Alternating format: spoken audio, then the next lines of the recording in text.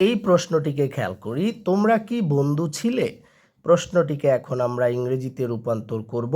যদি বলা হয় তোমরা কি বন্ধু ছিলে, উত্তরে বলা হবে বন্ধু থাকলে হা আর না থাকলে না। আর হা বা না দিয়ে দেওয়া যায় এরকম প্রশ্নগুলোকে অক্সিলারি ভার্ব দিয়ে শুরু করতে হয়। তো অক্সিলারি ভার্ব কিন্তু এই বাক্যটির মধ্যে একটি আছে, এই যে ছিল। ছিল মানে কিন্তু তোমরা কি বন্ধু ছিলে, ছিলে মানে হচ্ছে ছিল। তো ছিল মানে ওয়াজ অথবা ওয়ার, যেহেতু এখানে সাবজেক্ট হচ্ছে তোমরা, এই ভি ভার্বটি এখন এখানে মূল ভার্ব হিসেবে ব্যবহৃত হবে এবং প্রশ্ন করার জন্য বসবে। তো আমরা ওয়ার লিখব ওয়াজ না লিখে। ওয়ার লেখার কারণ এর পরবর্তী যেই সাবজেক্ট বসানোর কথা সেটি।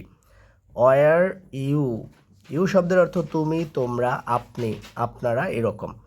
ওয়ার ইউ, এবার বন্ধু, ফ্রেন্ড।